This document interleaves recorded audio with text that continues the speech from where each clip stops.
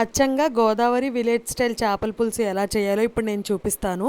ఈ చేపల పులుసుకి మనం గ్రైండ్ చేసి పెట్టుకున్న గరం మసాలా పేస్ట్ని మాత్రమే యూజ్ చేయాలి.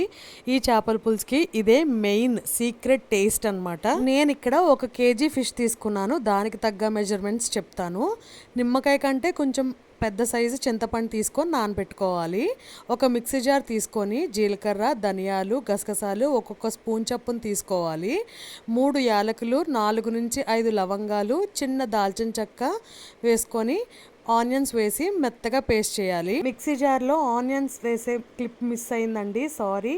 చిన్నవి అయితే 5, పెద్దవి అయితే 4 తీసుకోవాలి.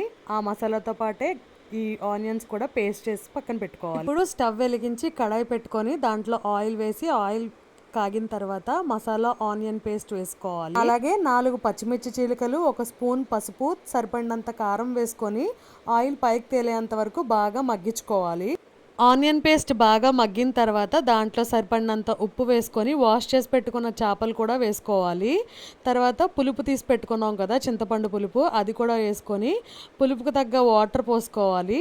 పులుసు చాలా బాగా మరగాలి. చాలామంది పులుసు మరిగిన తర్వాత చేపలు వేస్తారు. అలా కాకుండా చేపలతో పాటే పులుసు కూడా బాగా మరగాలి. ఆ పులుసులోనే చేపలు బాగా కుక్ అవ్వాలి. ఇక్కడ నేను గులివింద ఫిష్ తీసుకున్నాను. సో దానికి ఎక్కువ కుక్ చేయక్కర్లేదు. అదే మీరు వేరే రకం ఫిష్ తీసుకుంటే దాన్ని బాగా మరిగించాలి. పులుసు ఎంత బాగా మరిగిస్తే అంత మంచి టేస్ట్ వస్తుంది. పులుసుని అస్తమాను గరిటె పెట్టి కదపొద్దు. కర్రీ దగ్గర పడిన తర్వాత ఫైనల్గా కొత్తిమీర చల్లుకొని సర్వ్ చేసుకోవడమే.